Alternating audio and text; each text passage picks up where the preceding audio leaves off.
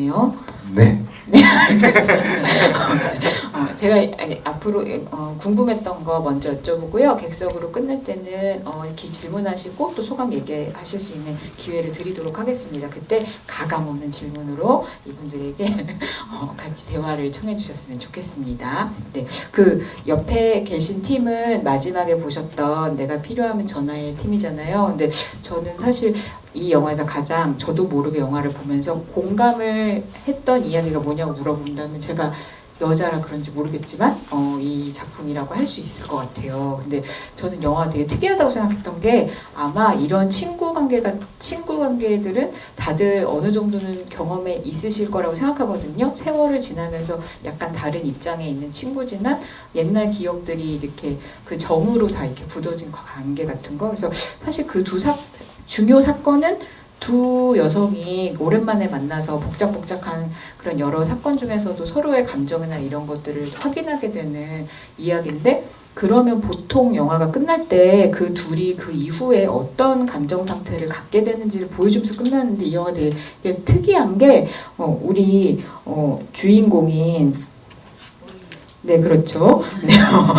우이가 사실은 되게 친구한테도 잘해줬고 성숙한 모습을 보여준 것 같은 반면 자기가 되게 내면적으로 힘들었다는 걸 깨닫는 이야기로 끝나잖아요. 그래서 저는 그 흐름이 되게 신선하고 재밌다고 생각을 많이 했어요. 의외다 이렇게. 그래서 어떻게 그런 흐름을 생각하셨는지 감독님한테 먼저 여쭤볼게요.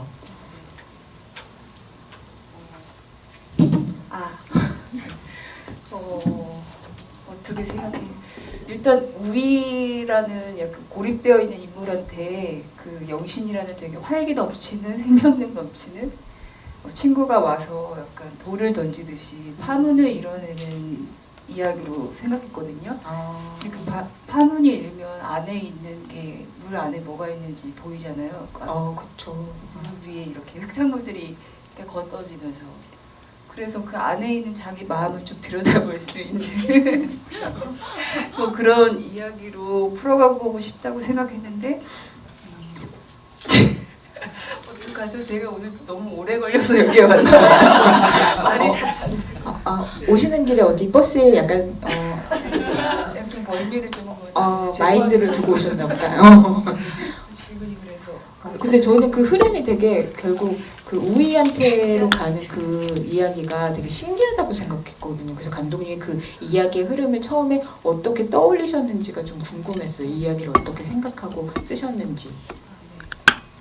제가 그 서독제에서 연락을 받기 전에 집에서 한 몇 달 정도 칩거하고 있어야 되는 상황이었었거든요. 그 집에서 일도 했어야 되고 고양이도 아파가지고 간병을 했어야 돼서 계속 집에만 갇혀 있는데 밖에서 계속 강아지 소리가 들리는 거예요. 어디선가. 네, 그래서 그 강아지 소리가 되게 구슬프게 들려가지고 집 창문들은 다 돌아다니면서 어디에 있는지 찾아봤더니 옆집 옥상에 그렇게 꼬리만 보이는 식으로 강아지가 있더라고요. 그래서 그 기간 동안 계속 이제 힘든 마음을 그 강아지가 나누고 하면서 저 강아지도 외롭고 나도 외롭고 그렇구나라는 생각을 했어요. 그게 이야기의 발단이 된 거군요. 그래서 아시겠지만 이 영화는 서독제 서울독립영화제 개막작으로 새 감독님들이 다 이렇게 짧은 단편들을 만드신 걸 엮어가지고 완성된 프로젝트거든요. 그래서 그 직전에 그 경험이 이 영화를 만드시는데 되게 중요한 계기가 됐나 봅니다. 근데 아마 그 한국 독립영화, 단편영화 좋아하시는 분들은 우리 그 내가 필요하면 전화해서 보여주신 두 배우분의 연기가 두 분이 지금까지 여러 단편과 작품들에서 보여주셨던 연기들의 어떤 연장선상에 있다는 생각을 많이 하실 수 있을 것 같아요. 그래서 이제 이우정 감독님이시기도 하고 연출도 하시고 배우 연기도 하시는데 원래 이우정 배우로서 이렇게 연기하실 때는 주로 약간 좀 아기자기한 구석이 있고 되게 현실적인 친구인데 내가 그 친구한테 놀러 가면 되게 재밌고 편안하게 뭔가 이렇게 위로를 받을 수 있을 것 같은 역할을 많이 하셨잖아요. 근데 이 영화의 우위가 딱 그런 느낌이고 또 우리 공민정 배우님이 연기하신 최영신 같은 경우는 사실 공민정 배우님은 최근 그 단편이나 독립영화에서 약간 현실 문제에 발버둥치는 역할들을 도맡아서 하고 계시다고 해도 과언이 아닌데 현실 모녀, 현실 부녀, 현실 친구 막 이런 모습을 영화에서 계속 보여주고 계시거든요. 근데 이 영화에서도 딱 그런 역할을 맡으셔가지고 두 분도 뭔가 서로 역할을 바꿔서 한다고 생각하기보다 지금 역할이 더 좀 편안하게 연기할 수 있었다고 생각하시는지 그게 좀 궁금하더라고요. 먼저 방금 너무 크게 웃어서 죄송하고 말씀을 드릴게요. 제가 지금 약간 정신없이 와가지고 그 말씀해 주셨던 그 전에 연기했던 거는 아마 뭐 출출한 여자랑 네. 그런 웹드라마에서 주인공 친구 역할을 했던 거였는데 그때는 실제로 그 배우분의 친한 친구여서 캐스팅이 되고 그랬어요. 그랬는데 이번 내가 필요하면 전화해서는 뭔가 처음으로 이렇게 항상 드라마들에 있던 주인공의 친구의 내면이 나오지 않았나? 왜 항상 드라마에서 주인공이 뭐 투덜거리거나 연애 상담을 하거나 그러면 친구들이 들어주잖아요. 그 친구의 내면이 나오지 않았나 생각합니다. 네. 우문현답을 해주신 것 같은데 멋있는 대답. 이 영화가 한국 영화사의 어떤 작품으로 남을 수 있는지 그 의미를 짚어주신 것 같아서 너무 감사하네요. 네, 배우님. 만약 바꿔서 한다면? 네, 바꿔서 연기하는 느낌보다 이 역할이 좀 더 친근하게 느껴지시기나 느낌이 있었어요? 뭐 사실 영신이 같은 면도 있고 우희 같은 면도 있고 근데 저는 영신이로 살아가려고 노력하는 사람인 것 같아요. 그러다 보니까 평소에도 예. 근데 뭐 저보다 더 우희 같은 사람을 만나면 영신이 되는 거고 뭐 저보다 더 영신이 같은 사람 만나면 우희가 되는 것 같고 네, 그래서 사실 저도 처음에 딱 봤을 때는 우희에 대해 공감을 많이 했고 우희의 캐릭터에 이입이 많이 됐는데 근데 영신이 같은 면을 많이 보시나 봐요. 많은 분들께서. 그래서 주로 그런 캐릭터를 계속 연기하게 되지 않았나 싶어요. 이게 지금 저도 약간 좀 정신이 없어요. 제가 지금 조금 네, 지하철에서 한 2시간 정도 서 있었어요. 그쵸. 퇴근길이라 또 오는 네. 시간이. 제가 지금 약간 기력이 조금 없는데 다시 정신을 똑바로 차리고 네. 다시 이제 집을 임하겠습니다. 네네. 혹시 주변에서 떨어진 정신을 보시면 저희한테 무대로 좀 올려주시기 바라겠습니다. 집단적으로 지금 저희가 정신이 없어요. 근데 그럼 그 두 분이 역할을 얼마나 이제 맞춤 캐스팅처럼 느끼셨는지 이런 거를 맨 처음 두 분을 같이 하자고 생각하셨던 감독님께 여쭤봐야 될 것 같아요. 네, 어떻게 두 분께 그 역할을 딱딱 드려야겠다 이렇게 생각하셨는지. 처음에 우희 역할에 대해서는 두 분 다 제가 마음에 두고 있었던. 처음에? 네. 근데 그 우정 배우님 같은 경우는 저랑 같은 동네에 살면서 이제 힘겨운 시간에 이제 많이 영화를 어떻게 하면 계속할 수 있을까 이런 얘기를 나누거나 아니면 주변에 친구들과의 문제가 있으면 그런 얘기들을 좀 나누거나 하는 그 한강 걷기 멤버였어요. 네, 그래서 둘이 그런 얘기를 좀 많이 하다 보니까 어떻게 보면 우희랑 닮아있는 저의 어떤 모습도 우정이가 많이 알고 있고 우정이 안에서도 우희의 모습이 좀 많이 있다는 거를 알고 있어서 이제 우희에 대한 생각을 했었고요. 민정 배우님은 되게 그 연기를 너무 잘하셔가지고 항상 같이 하고 싶었던 배우님이었는데 말씀하셨던 것처럼 모든 분들이 약간 영신 캐릭터 같은 느낌으로 좀 많이 출연을 현실적인 대명사. 네, 캐릭터로 이제 출연을 하시더라고요. 근데 저는 그 아빠의 맛이라는 단편에서 되게 그 민정 배우님의 다른 모습, 이 사람 진짜 모습이 이거에 가까울 것 같은데? 라는 생각을 해서 우희를 맡아주면 좋겠다고 생각을 했다가 그럼 이 두 명이 너무 다 우희는 할 수가 없잖아요. 근데 둘을 꼭 같이 하고 싶었거든요. 둘이 진짜 친구일 것 같아서 그래서 이제 더 우위 같은 우정 배우님과 영신도 잘할 수 있는 네, 그리고 영신한테 조금 더 약간 애틋함을 심어줄 수 있는 민정 배우님한테 맡겼습니다. 네. 감독님이 확실히 우위의 어떤 뿌리가 됐다 이런 게 더 확실해지는 것 같네요.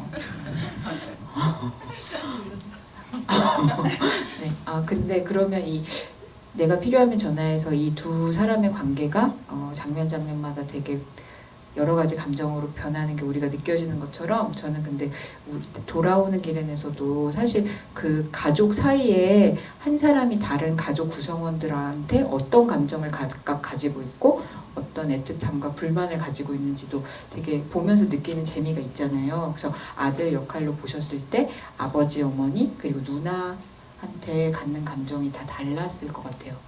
그래서 그거를 좀 여쭤보려고 했습니다. 누나가 아니라 여동생. 여동생이죠. 근데 영화에서 그렇게 누나가 의젓하게 보이더라고요. 네. 여동생이 의젓해 보이더라고요. 그래서 나머지 가족 구성원들에게 아들이 갖는 감정은 무엇이었을까 이런 거 고민하면서 연기하셨을 것 같아가지고 네. 실은 돌아오는 길엔이라는 작품은 강동원 감독님이 연출을 하신 작품인데 이제 강동원 감독님의 실제 가족 구성원들과 똑같은 네 멤버예요. 아버지 어머니 계시고 이제 여동생 있고 또 여동생이 동환이보다 서열이 훨씬 위이고 어머니의 성격도 엄청 매력 있으시고 이게 정말로 약간 모티브가 이제 강동원 감독의 이제 가족에 관한 이야기고 저는 강동원 감독이랑 이제 조금 친구 사이로 지내면서 이제 작품도 같이 하는 그런 네, 그전에도 관계 같이 하시고 그런 관계인데 이제 강동원 감독의 이제 전전 작품이 또 어머니랑 같이 호주 여행을 갔다 온 다큐멘터리가 있어요. 사적 다큐멘터리가 있는데 호주에 이제 또 여동생이 워킹홀리데이를 하고 있었었고 그 안에 이제 아버지도 이제 그 여행을 보내는 아들과 부인에게 이제 약간 좀 말을 전달하는 그런 장면들도 있고 되게 저한테는 돌아오는 길에 연기하기엔 좋은 교과서 같은 네 그런 거였고 이제 강동원 감독이랑도 이제 평소에 가족에 관한 이야기를 많이 하거든요. 저 같은 경우에는 솔직히 가족에 관한 고민을 친구랑 나눈 적은 거의 잘 없는데 네 이제 강동원 감독 같은 경우에는 이제 항상 어머니와의 갈등, 뭐 아버지와의 갈등, 여동생과의 갈등에 대해서 저한테 이제 좀 고민을 많이 이야기를 많이 하는 편이고 자기 나름대로 좀 그런 관계들이 좀 나아지는 단계였는데 이제 강동원 감독이 직접 이제 이 돌아오는 길엔이라는 작품을 쓰게 되었고 네 그래서 전 강동원 감독이 갖고 있는 생각들을 예전과 지금을 다 들어왔던 상황이었어가지고 아마 향미로 나왔던 여동생에게는 강동원 감독이 이제 이 독립영화 활동을 하다 보니까 경제적인 능력을 이제 향미가 이제 실제적으로 이제 여동생이 좀 많이 도와준 부분들이 있고 이래서 이제 좀 그 둘이 이제 같이 살거든요. 서울에서는 이제 그래서 이제 아무래도 뭔가 약간 서열이 낫다 뭐 이런 찍소리도 못한다 이런 저한테는 이런 디렉션을 줬어요. 너는 향미 앞에선 찍소리도 못해. 아 진짜요? 예. 그래서 저 그 장면이 나왔었던 거였고 저는 시나리오 읽었을 때 아버지에게 굉장히 많은 불만이 있었어요. 왜냐면 아버지에게 좀 많이 분노가 있었던 것 같은데 이제 동원이 같은 경우는 그래도 말이 통하는 사람은 아버지라고 이게 저한테 디렉팅을 주셨었는데 저는 아버지의 외도 그 장면이 좀 약간 좀 저한테는 좀 화가 났던 것 같아요. 제가 동원을 연기할 때는 뭐 그랬던 생각이 기억이 나고 이제 어머니랑은 이제 어머니의 이제 그런 강력한 화법이 동원한테 좀 불편한 동원은 근데 이제 겉으로는 평화를 유지하지만 속으로는 이렇게 가족들에 대한 생각보다는 좀 본인의 이기심이 묻어있는 약간 좀 위선적인 인물이라고 저는 생각을 했었어요. 감독님 여기 안 계신데 마치 감독님 와서 지금까지 자기 삶이 어땠는지를 얘기해 준 것 같은 그런 느낌이네요. 일종의 고자질이죠. 네, 어디선가 잘 하셨으면 좋겠습니다. 그렇구나. 근데 근데 아마 자기 가족 관계들이랑 다 이렇게 뭐 아주 드라마틱한 사건이 영화 속처럼 있지 않아도 다 생각하면서 보게 되는 그런 면이 있는 것 같아요. 저도 이제 남동생이 있는데 남동생이랑 엄마 아빠가 갈등이 났을 때 저랑 남동생이 취하는 입장이나 이런 게 좀 다르거든요. 태도나 그런 게 보일 때 약간 미묘하게 자꾸 남동생 얼굴이 떠오르는 그런 기분을 좀 느끼게 되더라고요. 그런 면을 아주 재밌게 봤습니다. 네, 저는 사실 내가 필요하면 전화해서 가장 위로받은 장면이 뭐냐면은 나중에 선생님한테 우이가 그런 말 듣잖아요. 싸워도 화해하면 잘 넘어갈 수 있다는 거를 연습하고 깨우쳐야 된다고.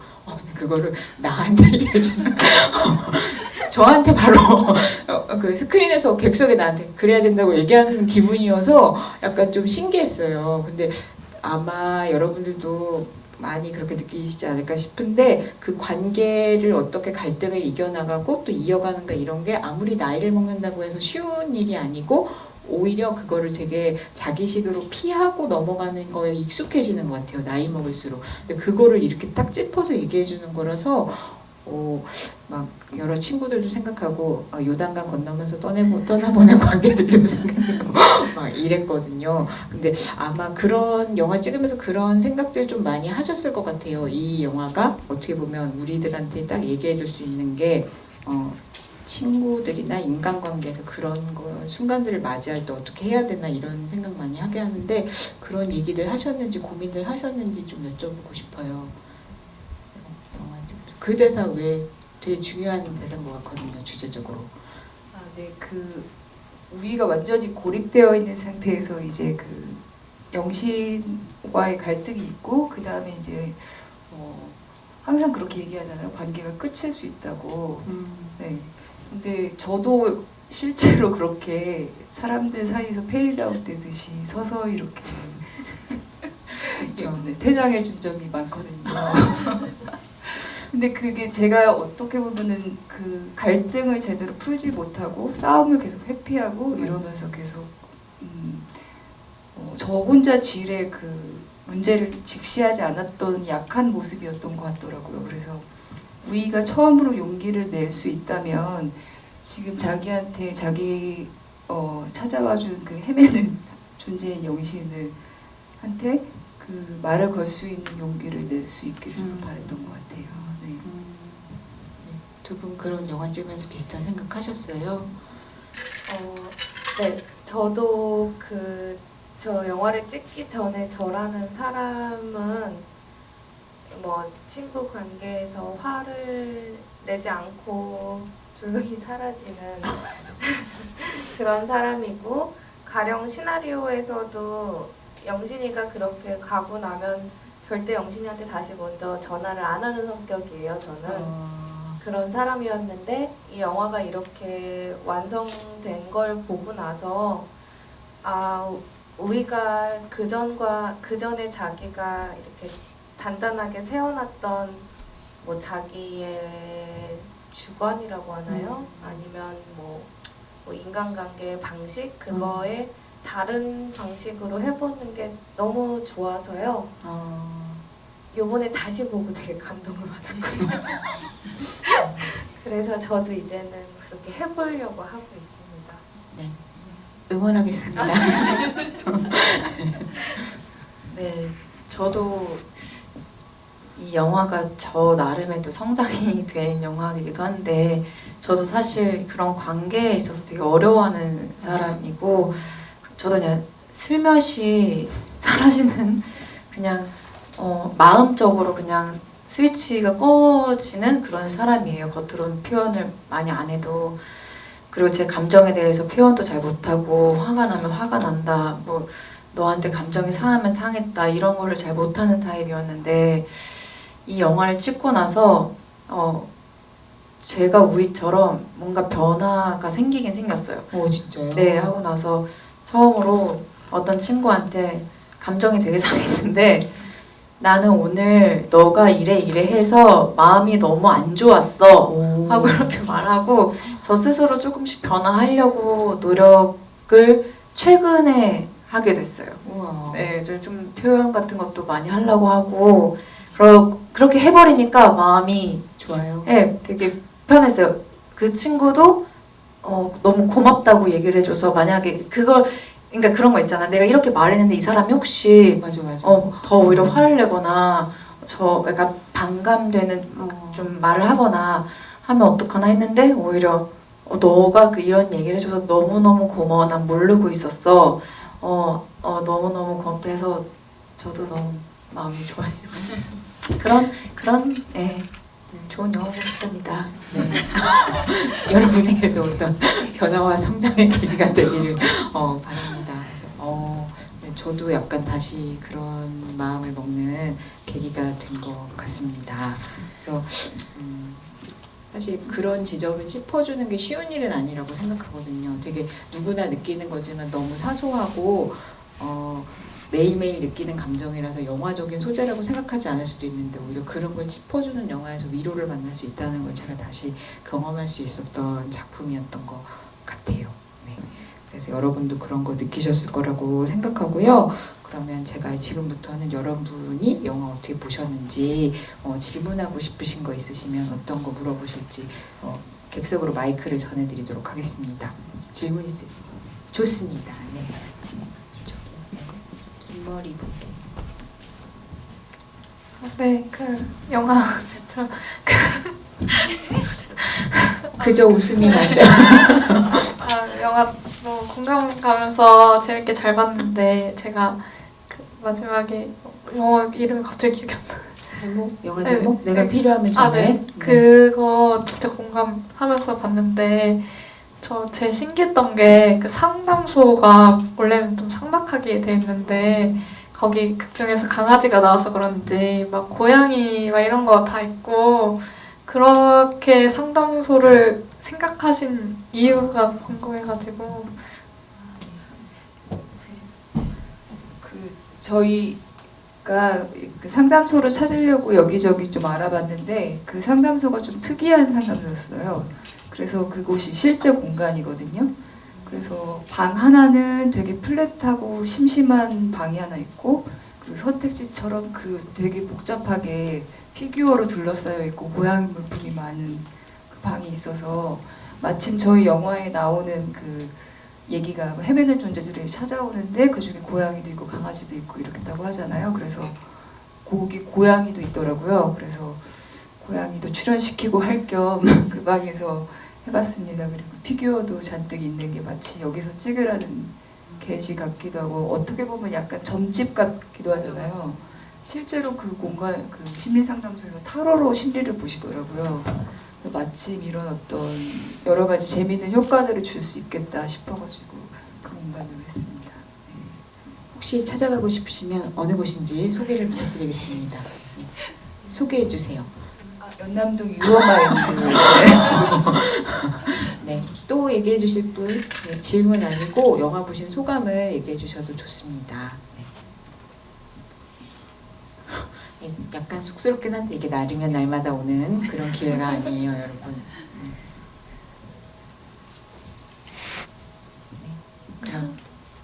그럼 옆에 친구분이 손 드셔가지고. 네, 제가 내가 필요하면 전화해 그 영화를 보면서 그 공민정 배우님 역할 이름이 뭐죠? 영신이요. 아니 영신이라는 캐릭터가 너무 저랑 비슷하다고 생각을 했거든요. 저는 이렇게 내뱉는데 그런 친구는 약간 얘처럼 좀 얌전한 애가 있었어요. 근데 그건 제가 되게 일방적으로 몰아한다고 생각을 했거든요. 근데 이 둘이 1년 만에 만나서 계속 연락을 하는데 어떻게 계속 이 관계를 유지할 수 있는지가 궁금하거든요. 이 둘은 계속 이렇게 연락을 하고 지냈지 어떻게 됐지 그게 좀 되게 일방적이라고 생각을 해서 언젠가 그 친구는 터져버리면 끝난다고 했잖아요. 그래서 진짜 그렇게 되면 끝나버릴 것 같아서.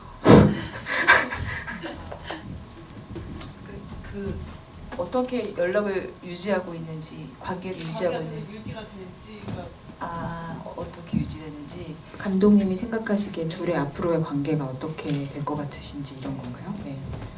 근데 처음에 이제 계속 이 관계가 유지되는 거는 표현하지 않는 우희가 있긴 하지만 영신이 자꾸 우희한테 연락하고 찾아오고 만나고 뭐 그런 식일 것 같아요. 이렇게 불시에 방문하는 건 아니지만 근데 지금 이제 앞으로 이 영화 이후에 두 사람의 관계는 우희도 이제 영신한테 연락을 하고 만나러 가고 보고 싶을 때 보고 싶다고 하고 필요할 때 필요하다고 하는 그런 것들을 좀 조금이라도 마음을 주고받을 수 있지 않을까. 그런데 그게 자주도 아니고 역시 1년에 한 번일 것 같아요. 근데 그 정도만 만나도 사실은 친구들이 충분히 이렇게 관계가 유지되기 때문에 진심을 나누는 친구들은 괜찮을 것 같아요. 그럼 그거 여쭤볼까요? 어쨌든 우희가 되게 이례적으로 자기가 먼저 무슨 구구절절 설명하지 않고 네가 와줘야 될 것 같아 그러고 전화하잖아요. 근데 그러고 나면 거의 무슨 5살 꼬마애가 친구한테 놀러 오라고 하는 것처럼 밖에 나가서 놀자고 하는 것처럼 막 영신이 목소리가 들리잖아요. 근데 그 목소리 연기를 하실 때 기분이 있으셨을 것 같아요. 아, 우희한테 거의 되게 처음으로 그런 전화를 받았을 때 어떤 마음인지. 네. 사실 영신이는 그 전화 일부러 안 받은 것도 아니고 뭐 하고 있었을 때 전화가 온 거였고 그리고 음성 메시지 받았을 때 그런 연락이 와 있을 때 되게 고마웠을 것 같아요. 저는 영신이 계속 우희를 그렇게 찾아갔던 이유는 되게 자기도 바라고 있었을 것 같아요. 우희도 나한테 좀 연락 오고 나한테 좀 찾아오고 나한테 투덜대고 네 얘기도 좀 했으면 좋겠는데 항상 나는 가야 되는 사람이고 행동해야 되는 사람이고 그런 거에서도 솔직히 서운했었을 것 같아요. 근데 거의 처음으로 그냥 단도직입적으로 지금 와줘야 돼 이렇게 말한 게 영신으로서는 되게 좋았을 것 같고 사실 그 목소리는 저희가 그 다 이제 어디지? 저희 방 안에서 방 안에서 되게 조용하게 저만 이렇게 했거든요. 샤우팅. 네, 샤우팅 해가지고 감정도 감정이지만 그때의 마음은 쑥스럽다. 아니 쑥스러워. 아니 죄송해요. 뭐 그럼 뭐 저로선 쑥스럽지만 뭐 우희를 진짜 애타게 찾는 그런 마음으로 고마워 이 마음이었던 것 같아. 나 왔어. 네. 그 질문해주신 분의 우정이 앞으로 영원히 계속되는. 질문하신 분한테 저희가 그 포스터 드려요. 제가 개인적으로 뽑은 올해 최고의 포스터. 아주 아름답습니다. 벽에 붙여놓으면은. 네. 또 얘기해 주실 분 있으세요? 네. 그리고 저 진짜 어떻게 보셨는지 너무 궁금하죠. 네. 그럼 질문하시기 전에 어떻게 보셨는지부터 얘기를 들어보도록 하겠습니다. 영화를. 저 먼저 제가 얼마 전에 내가 사는 세상을 봤는데 되게 저 감동을 많이 받아가지고 광민규 배우님께 영화를 잘 봤다는 말을 하고 싶습니다. 네. 그리고 질문은 이제 이모정 감독님께 이걸 좀 역할이 좀 작아가지고 역할이 작다니요. 맨몸 연기를. 그 내가 사는 세상에 비해서 거기서는 완전 주연이죠. 네. 그 마지막 장면에서 영신이한테 전화를 하고 저는 이제 둘이 같이 걔를 구하러 갈 줄 알았는데 근데 마지막에 보면 영신이가 먼저 올라가서 걔를 발견하고 그 다음에 우희의 목소리가 들리잖아요. 그러니까 그렇게 연출을 한 의미가 있을 것 같아서 저는 오면은 같이 갈 거라고 생각해서 그러면 담을 넘을 때도 도와줄 수 있고 근데 그걸 이제 혼자 올라가게 연출을 하신 이유가 있을 것 같아서 그게 좀 궁금합니다. 뒤에 이제 걔를 보러 가는 거지만 이제 걔를 구하러 가는 거의 목표보다는 뭔가 약간 그게 정말 잘 있는지 확인하러 간 것 같거든요. 그러니까 걔에 대해서 영신은 걔를 보살펴주는 사람의 마음 대해서 이제 막 뭐라고 하거든요.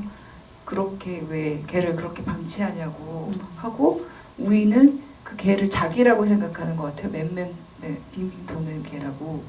그래서 그 개를 우이가 보러 갔을 때는 직면하러 자기의 그 외로운 마음 같은 걸 직면하러 가는 것 같아요. 그래서 거기를 갈 때는 물론 영신한테 오라고 얘기는 했지만 꼭 그렇지 않더라도 내가 스스로 내 힘으로 약간 무릅쓰고 확인을 해야겠다라는 거고 거기에 그 함께 해줄 수 있는 친구가 조금 뒤늦게 도착하는 일단은 근데 우이 자체가 힘을 내서 올라갔으면 좋겠다고 생각했어요.